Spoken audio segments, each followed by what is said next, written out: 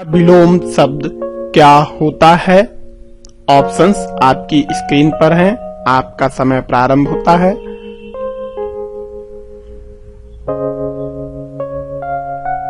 और इसका सही आंसर है दोस्तों अंधकार। आलोक का विलोम शब्द होता है अंधकार। नेक्स्ट क्वेश्चन है जेठ का विलोम क्या होता है? स्क्रीन पर आप ऑप्शंस देख सकते हैं। आपका समय स्टार्ट होता है और इसका उत्तर है कनिष्ठ। ज्येष्ठ का मतलब होता है बड़ा और कनिष्ठ का मतलब होता है छोटा। अगला प्रश्न है सम्मुख का विलोम शब्द क्या होता है? आपके ऑप्शंस स्क्रीन पर हैं। आपका समय स्टार्ट होता है अब।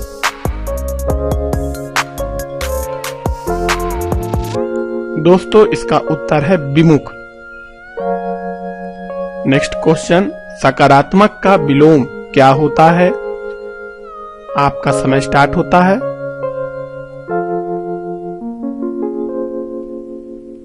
दोस्तों इसका उत्तर है नकारात्मक।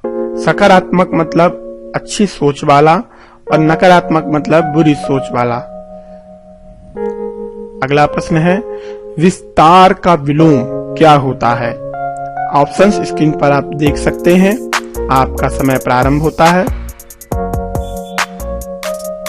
दोस्तों इसका सही उत्तर है संक्षेप। विस्तार मतलब बड़ा और संक्षेप मतलब छोटा होता है। लघु, छोटा, सूक्ष्म, संक्षेप ये सभी एक जैसे हैं, लेकिन संक्षेप ही विस्तार का विलोम होगा। अगला प्रश्न है जो सब कुछ जानता हो उसे क्या कहते हैं? स्क्रीन पर ऑप्शंस दिए हुए हैं। आपका समय प्रारंभ होता है और दोस्तों इसका सही उत्तर है सर्वज्ञ। जो सब कुछ जानता है उसे सर्वज्ञ बोलते हैं। अगला प्रश्न है मौखिक का विलोम शब्द क्या होता है? स्क्रीन पर ऑप्शंस दिए हुए हैं और समय प्रारंभ होता है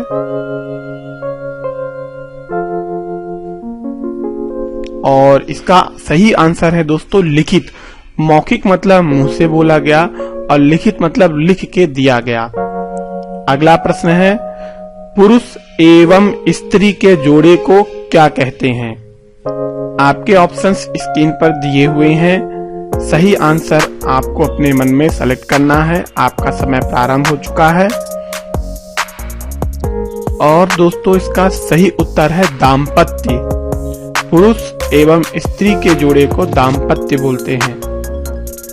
अगला प्रश्न है गरिमा को विलोम क्या होगा? आपके ऑप्शंस स्क्रीन पर दिए हुए हैं। गरिमा का विलोम बताना है। समय आपका प्रारंभ हो रहा है और इसका सही आंसर है दोस्तों नीचता। अगला प्रश्न है जो दूसरों के सहारे जीवित रहे को क्या बोलते हैं? स्क्रीन पर आप ऑप्शंस देख रहे हैं। आपका समय प्रारंभ हो गया है और दोस्तों इसका सही आंसर है परोपजीवी। अगला प्रश्न उल्लू सीधा करना का अर्थ क्या है? स्क्रीन पर आपके ऑप्शंस हैं और आपका समय प्रारंभ होता है। दोस्तों इसका सही उत्तर है अपना काम निकालना होगा इसका उत्तर। नेक्स्ट क्वेश्चन है अंगूठा दिखाना का अर्थ क्या है? स्क्रीन पर आपके ऑप्शंस दिए गए हैं और आपका समय प्रारंभ होता है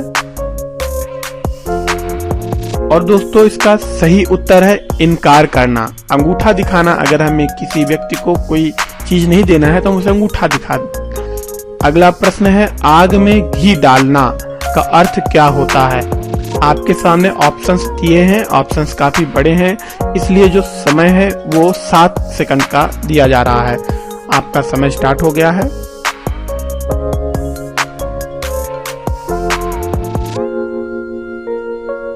और इसका सही उत्तर है दोस्तों किसी के क्रोध को भड़काना। आग में घी डालने का मतलब है कि किसी व्यक्ति के क्रोध को भड़काते रहना। उसमें जैसे आग जब बुझने लगती है तो उसमें घी डाल देते हैं तो और आग बढ़ जाती है, तो उससे ये निकल के आता है। अगला प्रश्न है, छंद का सर्वप्रथम उल्लेख कहां पर मिलता है? आपके ऑप्शंस स्क्रीन पर दिए हुए हैं। आपका समय स्टार्ट होता है। और दोस्तों इसका सही उत्तर है ऋग्वेद। हिंदी में छंद वर्णों और मात्राओं का मेल है जिसे कविता या गीत में उपयोग किया जाता है। अगर किसी को छंद के बारे में नहीं पता है तो वह इसे जरूर ध्यान से पढ़ें। अगला प्रश्न है, कोई भी छंद किसमें विभक्त रहता है? आपके ऑप्शंस स्क्रीन पर दिए हुए हैं। आपका समय प्रारंभ है। दोस्तों इसका सही उत्तर है दोनों में, यानी चरणों में और यति में, दोनों में छंद जो है वो विभक्त होता है। अब जानते हैं ये चरण और यति क्या है। छंद में चरण का अर्थ एक लाइन के समूह में होगा। छंद में जो चरण है उसका अर्थ होता है एक लाइन के समूह में होगा। मुख्य रूप से कविता की एक पंक्ति 4 चरणों में रखा जाता है। जैसे मैं यहाँ पर मैं कविता पढ़ रहा हूँ हरिवंश राय बच्चन की, भावुकता अंगूर लता से, ये एक चरण हुआ। खींच कल्पना की हाला, ये दूसरा चरण हुआ। कवि साकी बनकर आया है, ये तीसरा चरण। भरकर कविता का प्याला, ये चौथा चरण। तो जो छंद होते हैं उसमें चरण का मतलब है कि किसी कवि या गीत की लाइनों के बारे में बात करना। छंद में किसी निश्चित वर्ण या मात्रा में सांस लेने के लिए रोकना होता है। ऐसे स्थान को यति या विराम कहते हैं। जब भी हम कोई कविता या गीत पढ़ते हैं तो उसे एक सांस में नहीं पढ़ते हैं, उसे हमें तोड़ के रुक के पढ़ना होता है। तो जहां पर हम रुकते हैं उसे यति या विराम कहते हैं। छंद कितने प्रकार के होते हैं? आपके स्क्रीन पर ऑप्शंस दिए हैं। आपका समय प्रारंभ होता है। और इसका सही उत्तर है 3 प्रकार के। छंद 3 प्रकार के होते हैं। कौन कौन से होते हैं उसको देख लेते हैं। वर्णिक छंद होता है, मात्रिक छंद होता है और मुक्त छंद होता है। तो 3 प्रकार के छंद हैं, आपको पता चल गया। अगला प्रश्न है, शिवा बावनी के रचनाकार कौन है? तो आपके ऑप्शंस स्क्रीन पर दिए हुए हैं। सही उत्तर आप सोच के बताएं। आपका समय प्रारंभ है। और दोस्तों इसका सही उत्तर है भूषण। शिवा बावनी के रचनाकार भूषण जी हैं। अगला प्रश्न है, कबीर किस काव्य धारा के कवि थे? आपके स्क्रीन पर ऑप्शंस दिए गए हैं। सही उत्तर आप बताएं। आपका समय प्रारंभ होता है। और कबीर जी ज्ञान मार्गी धारा के कवि थे। ज्ञान मार्गी का अर्थ होता है ज्ञान देने से संबंधित। अगला प्रश्न है, कलम का जादूगर किसे कहा जाता था? स्क्रीन पर ऑप्शंस दिए गए हैं। आपके पास 3 सेकंड है, आप सही उत्तर सोचें। और दोस्तों इसका सही उत्तर है राम वृक्ष बेनीपुरी को कलम का जादूगर कहते थे। अगला प्रश्न, किसे राष्ट्र कवि कहा जाता है? आपके ऑप्शंस स्क्रीन पर दिए गए हैं। सही उत्तर सोच के आप बताएं। आपका समय प्रारंभ होता है। और इसका सही उत्तर है रामधारी सिंह दिनकर को राष्ट्र कवि कहा जाता है। अगला प्रश्न है, भारतीय शब्द का बहुवचन क्या होगा? स्क्रीन पर आपके ऑप्शंस दिए गए हैं। सही आंसर आप मन में सोचें। आपका समय प्रारंभ है। और दोस्तों इसका सही उत्तर है भारतीयों। जो पहले नंबर पे ऑप्शंस है वो इसका सही आंसर है। अगला प्रश्न है, कौन सा शब्द बहुवचन है? आपके ऑप्शंस स्क्रीन पर दिए हुए हैं। सही आंसर आप सोचें। आपका समय पूरा होता है। और इसका सही उत्तर है प्राण। प्राण शब्द जो है वो बहुवचन है। अगला प्रश्न है, कारक के कितने भेद हैं? कारक के कितने भेद हैं? ऑप्शंस दिए हुए हैं। आपका समय प्रारंभ होता है। और दोस्तों इसका सही उत्तर है 8। जो कारक हैं वो 8 प्रकार के होते हैं। अब जानते हैं ये कारक क्या है। संज्ञा या सर्वनाम का क्रिया के साथ संबंध कारक कहलाता है। पावक का पर्यायवाची शब्द क्या होगा? स्क्रीन पर ऑप्शंस दिए हुए हैं, समय आपका प्रारंभ होता है। और दोस्तों इसका सही उत्तर है हुतासन। अगला प्रश्न है, फूल का पर्यायवाची शब्द कौन सा नहीं है?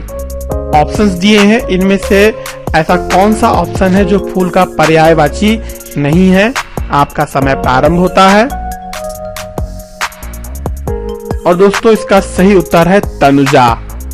अगला प्रश्न है, नीचे दिए हुए शब्दों में भिन्न अर्थ वाले शब्दों को पहचानें।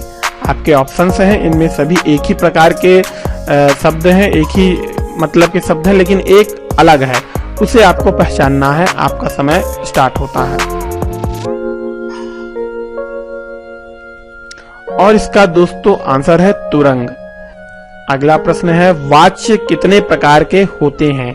आपके ऑप्शंस स्क्रीन पर दिए हैं, सही आंसर चुने। आपका समय प्रारंभ हो चुका है। और इसका सही उत्तर है दोस्तों 3 प्रकार के। जो वाच्य हैं वो 3 प्रकार के होते हैं। कौन कौन से होते हैं वो देख लीजिए। कृतवाच्य जिसे एक्टिव वॉइस बोलते हैं, कर्मवाच्य जिसे पैसिव वॉइस बोलते हैं, और भाववाच्य। अगला प्रश्न है, भाई बहन में कौन सा समास होता है? आपके ऑप्शंस स्क्रीन पर दिए गए हैं, सही आंसर चुने। और इसका सही उत्तर है द्वंद्व समास। भाई बहन द्वंद्व समास में आता है। अगला प्रश्न है, शत्रु का पर्यायवाची शब्द कौन सा होगा? आपका समय स्टार्ट होता है। और इसका सही उत्तर है दोस्तों अरि, क्योंकि सहचर, मनुज और सखा दोस्त को बोलते हैं। अरि जो है वो शत्रु का पर्यायवाची है। अगला प्रश्न है, दक्षिण का विलोम शब्द क्या होगा? तो आपके ऑप्शन स्क्रीन पर हैं, समय आपका चालू हो गया है। दोस्तों इसका सही उत्तर होगा बाम। दक्षिण का जो विलोम होता है वो बाम होता है। अगला प्रश्न है, आंख का पर्यायवाची शब्द कौन सा नहीं है? ध्यान से क्वेश्चन को पढ़ें। आंख का पर्यायवाची शब्द कौन सा नहीं है? आपका समय प्रारंभ होता है। इसका सही उत्तर है दृष्टि। जो दृष्टि है वो आंख का पर्यायवाची शब्द नहीं है। अगला प्रश्न है, वारिद का पर्यायवाची शब्द क्या है? आपके ऑप्शंस दिए हैं, समय स्टार्ट हो चुका है। और दोस्तों इसका सही उत्तर है बादल। वारिद का पर्यायवाची शब्द जो है वो है बादल। अगला प्रश्न है, संबंध कारक का चिन्ह निम्न में से कौन सा है? ऑप्शंस दिए हैं, आपको सही ऑप्शन चुनना है कि संबंध कारक चिन्ह कौन से हैं। समय आपका स्टार्ट हो चुका है। और दोस्तों इसका सही उत्तर है रा, रे, री। ये जो चिन्ह है ये संबंध कारक हैं। तो आइए जानते हैं संबंध कारक के बारे में। शब्द के जिस रूप में किसी एक वस्तु का दूसरी वस्तु से संबंध प्रकट हो वह संबंध कारक कहलाता है। इसका विभक्ति चिन्ह होते हैं का, के, की, रा, री। जैसे उदाहरण दिया है, यह राधे श्याम का बेटा है। तो यहाँ पे जो का है वो संबंध कारक चिन्ह है। आगे बढ़ते हैं, अनादर का सही विलोम शब्द क्या होगा? तो आपका समय स्टार्ट हो चुका है, सही उत्तर आप चुने। और इसका सही आंसर होगा दोस्तों आदर। अनादर का सही विलोम शब्द होगा आदर। अगला प्रश्न है, हाथ को हाथ न सूझना का अर्थ क्या है? ऑप्शंस दिए गए हैं, सही उत्तर आप चुने। और दोस्तों इसका सही उत्तर है घना अंधेरा होना। अगला प्रश्न है, चमू का समानार्थी शब्द क्या होगा? तो आपके ऑप्शंस दिए गए हैं और आपका समय प्रारंभ होता है। और इसका सही उत्तर है दोस्तों सेना। चमू का मतलब होता है टीम या सेना। अगला प्रश्न है, हिंदी दिवस किस दिन मनाया जाता है? आपके ऑप्शंस स्क्रीन पर दिए गए हैं, आपका समय प्रारंभ होता है। और दोस्तों इसका सही उत्तर है 14 सितंबर को हिंदी दिवस मनाया जाता है। अगला प्रश्न है परंपरागत रूप से व्यंजन की संख्या कितनी है? आपका समय प्रारंभ होता है। और सही उत्तर है दोस्तों 33। परंपरागत रूप से व्यंजन की जो संख्या है वो 33 है और मानते हैं हम 35 हैं, तो इस चीज का ध्यान रखेंगे। अगला प्रश्न है हिंदी वर्णमाला में स्वरों की कुल संख्या कितनी होती है? आपके ऑप्शंस स्क्रीन पर दिए हैं और आप सही उत्तर सेलेक्ट करें। और दोस्तों इसका सही उत्तर है 13। परंपरागत रूप से 10 होते हैं, लेकिन हम इसका मुख्य रूप से जो उपयोग करते हैं वो 13 करते हैं। हिंदी भाषा की सबसे छोटी इकाई कौन सी है? स्क्रीन पर आपके ऑप्शंस दिए गए हैं, सही उत्तर आप चयन करें। और इसका सही उत्तर है दोस्तों वर्ण। अगला प्रश्न है घा का उच्चारण स्थान कौन सा है? आपके ऑप्शंस दिए गए हैं और आपका समय स्टार्ट होता है। और दोस्तों इसका सही उत्तर है कंठ। जब हम घा बोलते हैं तो हम गर्दन के आसपास से बोलते हैं, तो इसका सही उत्तर होगा कंठ। अगला प्रश्न है हिंदी में मूलतः वर्णों की संख्या कितनी है?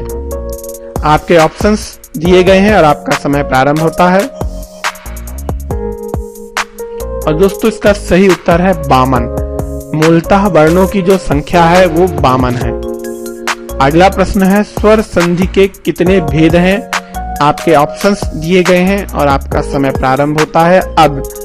और इसका सही उत्तर है दोस्तों 5। स्वर संधि 5 प्रकार के होते हैं। यहाँ पे स्वर के बारे में बताया है। दो स्वरों के मेल से होने वाले विकार यानी परिवर्तन को स्वर संधि बोलते हैं, जैसे विद्या धन आलय बराबर विद्यालय।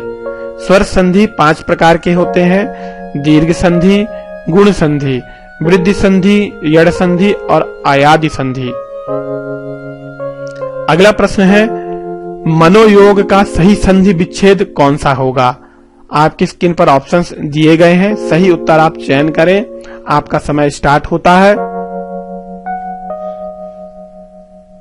और दोस्तों इसका सही उत्तर है मनः धन योग, यानी जो दूसरे नंबर पे दिख रहा है वह इसका सही उत्तर होगा।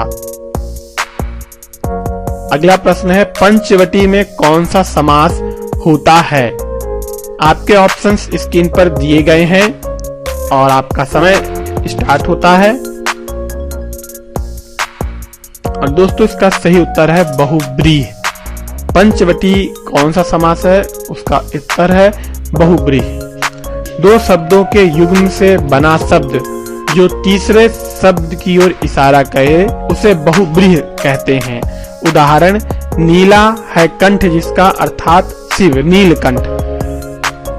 अगला प्रश्न है निम्न में से द्वंद्व समास का उदाहरण क्या है? आपके ऑप्शंस स्क्रीन पर दिए गए हैं, आपका समय प्रारंभ होता है।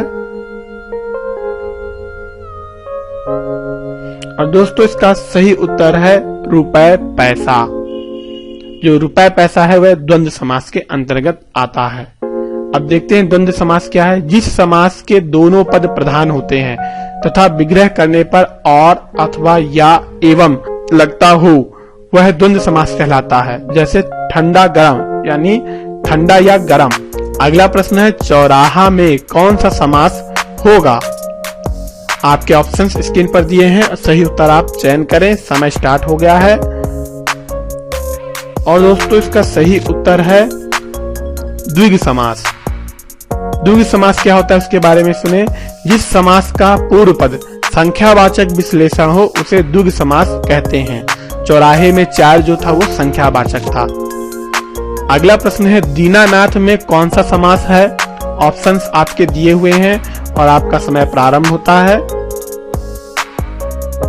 और इसका सही उत्तर है कर्मधारय समास। अगला प्रश्न है पाठशाला किस प्रकार का शब्द है? आपके ऑप्शंस स्क्रीन पर दिए हैं, आपका समय प्रारंभ होता है। और दोस्तों इसका सही उत्तर है यौगिक शब्द कहलाएगा। चाय किस भाषा का शब्द है? आपके ऑप्शंस स्क्रीन पर दिए हुए हैं, आपका समय प्रारंभ होता है। और इसका उत्तर है दोस्तों चीनी भाषा है। चाय जो है वो चीनी भाषा है।